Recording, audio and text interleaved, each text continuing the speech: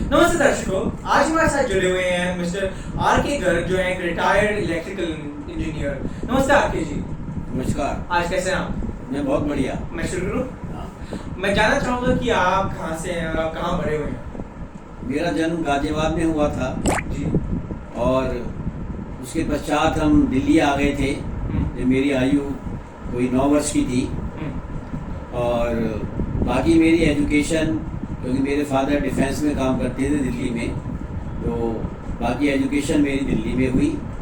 तो हम पहले सरोजनी नगर रहे थे, उसके बाद हम मोतीबाग साउथ आ गए थे और बाकी एजुकेशन जो है वो दिल्ली में हुई थी मेरी सारी। उसके बाद नौकरी भी मैंने फिर दिल्ली में ही शुरू करी। दिल्ली विद्युत बोर्ड पहले था, उसमें शुरू की और मैं वहीं से ही रिटायर हुआ। स्कूल कॉलेज आप वहीं थे? हाँ, स्कूल कॉलेज तो दिल्ली में ही किया सर। जी। और कॉलेज में आपने कर दिया? कॉलेज में मैंने इलेक्ट्रिकल इंजीनियरिंग किया। हाँ जी। और उसके बाद मैं दिल्ली विद्युत बोर्ड में इंजीनियर बन गया, वहाँ पर नौकरी की, रिटायर हो गया। तो आप मुझे थोड़ा बताएंगे कि इलेक्ट्रिकल इंजीनियरिंग में जब आप पढ़ रहे थे तो पढ़ाते क्या है, और दूसरा मुझे बताइए कि आपकी जो नौकरी आपने करी उसमें आप क्या किया? इलेक्ट्रिक इंजीनियरिंग में देखिए, शुरू से 2-3 साल तो शुरू के सारी चीज़ें पढ़ाते हैं वो 2 वर्ष में जी।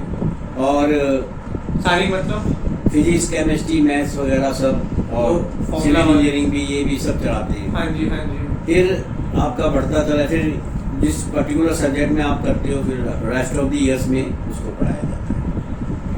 और फिर आप अपना वहाँ से जब कोर्स करके निकलते हैं फिर जॉब करते हैं, आप अप्लाई करते हैं जॉब के लिए, और अकॉर्डिंगली आपको जैसे जैसे होता है, इंटरव्यू से है या कैसे है, जॉब मिल जाती है, सब जॉब करती है। आप इलेक्ट्रिकल इंजीनियरिंग तो आप घर पे जाके लोगों के लाइट बल्ब फिक्स करते हैं या मैं गलत जगह जा? हाँ नहीं, ऐसा है, इलेक्ट्रिकल इंजीनियरिंग बहुत वास्ट सब्जेक्ट है। हाँ जी। और जब आप कंपनी में काम करते हो हाँ जी। तो वहाँ पर आपको कई महकमों में काम करना पड़ता है, अलग अलग डिपार्टमेंट्स में। जी जी। हैं, और मतलब पर्टिकुलरली मेरे को शुरू से अच्छा लगा था कि मैं सब स्टेशंस में और ट्रांसमिशन लाइन्स में मेरा अच्छा स्कोप बना, मुझे इंटरेस्ट भी आया उसमें। जी जी जी। तो मैंने जो है बड़े सब स्टेशंस बनाने में, और उसके बाद मैंने ट्रांसमिशन लाइन जो है जी। वो 66 kV, 220 kV, 400 kV तक फिर उसमें काम करा। मैं वहीं से फिर रिटायर हुआ। मैंने फिर डिपार्टमेंट चेंज नहीं करी ज़्यादा, क्योंकि मुझे उसमें इंटरेस्ट आया काम में। मेरी मास्टरी हो गई उसमें ट्रांसमिशन लाइन। तो आप इस ट्रांसमिशन लाइन इसका इलेक्ट्रिक, जो आपकी ये ट्रांसफॉर्मर्स जो आपकी इलेक्ट्रिसिटी प्रोड्यूस करते हैं, तो वो वहाँ से सब स्टेशन से चल के हमें फिर ट्रांसमिट करनी पड़ती है ना सबके लिए, तो वो लाइन्स के थ्रू है। आप बोल रहे हैं इलेक्ट्रिक ग्रिड से? हाँ, तो इलेक्ट्रिक ग्रिड से हाँ जी। आपकी जो इलेक्ट्रिसिटी है फिर आपके ट्रांसमिशन होती है जी। सब लाइन्स के थ्रू। हाँ जी, हाँ जी। उससे जोड़ दिया जाती है उनकी लाइन्स के, और आगे फिर वो चलती है, ट्रांसमिट होती है सारे। तो आपकी जॉब ट्रांसमिशन लाइंस को डेवलप करना था या इरेक्शन भी थी, कंस्ट्रक्शन भी थी, अच्छा, और मेंटेनेंस भी थी। ये लाइन ये वही वाली है जो ये बड़ी बड़ी लाइन जो है प्रॉपर लाइन्स में, जो गली वाली में है वो जा रही है। गली में जो है ये नेटवर्क जो है ये डिस्ट्रीब्यूशन सिस्टम में आता है। तो ये इलेक्ट्रिसिटी लोगों के घर तक पहुंचा रही है। अब आप रिटायर्ड हैं? हाँ, मैं अब आपने कब रिटायर हुए? मैं 2005 में रिटायर हो गया था जी। और 60 साल की उम्र में, 2005। हाँ जी, हाँ जी। अब आप क्या करते हैं? अब तो देखिए, अपने घर में बच्चों के साथ, छोटे बच्चे हैं, ये हैं, और सारी दिनचर्या ऐसे बनाई हुई है, सुबह उठते हैं जल्दी और अपने कार्य में लग जाते हैं, दैनिक कार्य में, और उसमें जो है सबसे बड़ा आनंद आता है। रिटायरमेंट पसंद है? हाँ देखिए, ये तो सबका अपना अपना है तरीका जीने का, रिटायर्ड लाइफ का है। कोई इसको एंजॉय करता है। हाँ, उसमें एंजॉय करने में हमारी सेहत भी ठीक होनी चाहिए, तब एंजॉय कर पाएंगे। तो उसके लिए हमें सुबह उठ के अपना थोड़ा एक्सरसाइज भी करनी चाहिए, प्राणायाम भी करना चाहिए, और फिर हम सैर भी करने जाते हैं। फिर उसका भी आनंद आता है। तो वो तभी कर पाएंगे जब हम थोड़ा स्वस्थ रहेंगे। ये है।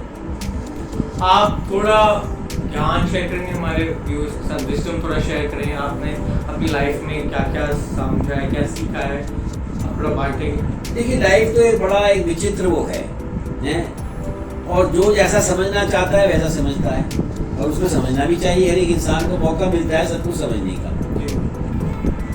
अपने मापदंड जीवन में बना लेता है इंसान करने के लिए, उस पर चलना भी पड़ता है उसको। और हमें कुछ संस्कार अच्छे मिले तो हम अपना एक अच्छा उद्देश्य लेकर चले कि भाई हमने सबकी हेल्प करनी है, काम करना है, मेहनत करनी है, और ये नहीं देखना है कि पैसे की तरफ दौड़ना, ये करना। ये जीवन का हमने शुरू में ही जान लिया है जीवन को कि भाई इस पैसे से काम तो बहुत कुछ हो सकते हैं, मगर सब कुछ नहीं पैसे से आप ले सकते।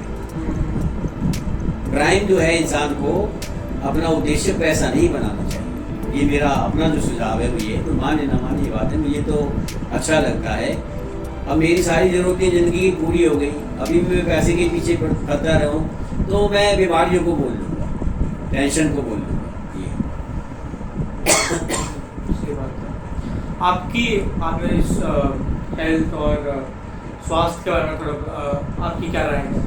देखिए हेल्थ और स्वास्थ्य का विषय तो ऐसा है कि रिटायरमेंट के बाद सबसे ज़्यादा ज़रूरत तो हेल्थ की है। हैं? अगर हम स्वस्थ रहेंगे तो ये जीवन को, नहीं तो हमें क्या होगा, हर पग पे हम 4 कदम चलेंगे तो थक जाएंगे, दर्द होगा, घुटनों में दर्द होगा, और काम करने में थक जाएंगे। हैं? तो अगर हम थोड़ा सा इसकी तरफ खाने पीने में और उसमें ध्यान रखें तो हम बहुत कुछ जो है अपने हेल्थ को ठीक रख सकते हैं। ये मेरा अपना ज़िंदगी का निचोड़ है ये, और मैं इसको अपना भी रहा हूँ जीवन में, तो इसीलिए मैं थोड़ा ठीक हूँ। आपकी डिसिप्लिन के ऊपर क्या राय है? देखिए डिसिप्लिन शुरू होता है, ये बड़ा अच्छा प्रश्न है आपने जो पूछा है ना, ये डिसिप्लिन के बारे में। Discipline, self discipline is the best discipline. देखिए अगर आपने शुरू में बच्चों को समझा दिया बेटा सेल्फ डिसिप्लिन रखना है और इस पे आप चलोगे तो आप भी सुखी रहोगे, आपके साथ काम करने वाले भी सुखी रहेंगे, आस पड़ोस भी सब सुखी रहेगा, और ये इसका महत्व बहुत ज़्यादा है जीवन में, बहुत ज़्यादा। और कुछ कहना चाहेंगे आप सोच रहे कई दिनों से कुछ भी, किसी भी टॉपिक पे आप कुछ कहना चाहेंगे? ये आखिरी सवाल है, इस पर हम बंद करेंगे। देखिए टॉपिक तो इतने अनेक हैं, और आपकी सबकी धारणा सबकी अलग अलग होती है।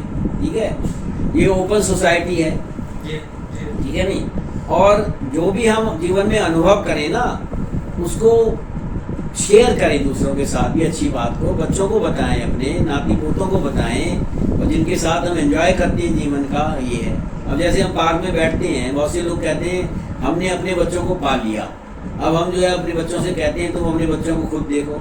सबका नज़रिया अलग है, मेरा नज़रिया दूसरा है। मैं कहता हूँ ठीक है, हमने अपने बच्चों को पाल लिया, वो स्वावलंबी बन गए, वो अपना कार्य कर रहे हैं, अब हमें उन बच्चों के साथ आनंद लेना चाहिए और अपना काम भी करो और चीज़ें भी करो जीवन की।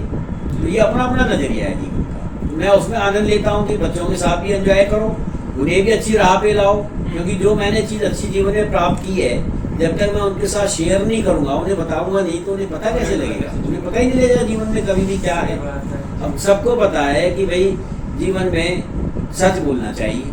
अब जब मैंने तो अपनाया नहीं है सच को, है, तो मैं उन बच्चों से क्या वो करूँगा? मान लो मेरे घर पे कोई आया, घर साहब को पूछ रहा है, घर साहब से बच्चों से जला दूँ, क्या तो घर साहब घर पे ही नहीं, तो वो स्टेप आपने जिंदगी का सबसे गंदा और गलत स्टेप ले लिया आपने। बच्चों से करा रहे हो आपकी भाई जो है, आप अपनी समस्या को खुद फेस करो। बच्चे फिर क्या करेंगे?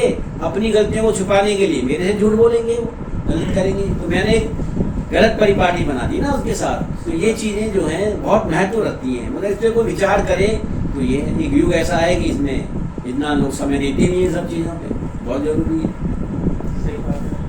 अब जैसे स्वच्छता का अभियान है, ये कितना बड़ी चीज़ है, इसको अगर देखो तो इंसान को इससे तो काफ़ी शिक्षा मिलती है, सीखता है, हमारी बीमारियाँ भी कम होंगी, ये भी आसपास भी अच्छा लगेगा, बदबू भी कम आएगी, और इसमें जुड़ना हमको भी पड़ेगा। जब हम ही गंदगी फैलाएंगे तो ये बताओ हम उसको कैसे स्वच्छ करेंगे?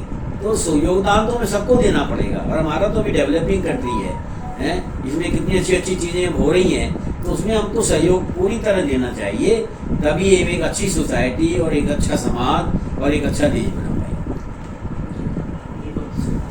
चलिए, शुक्रिया गर्ग जी, हम सब बात मज़ा आया, थैंक यू।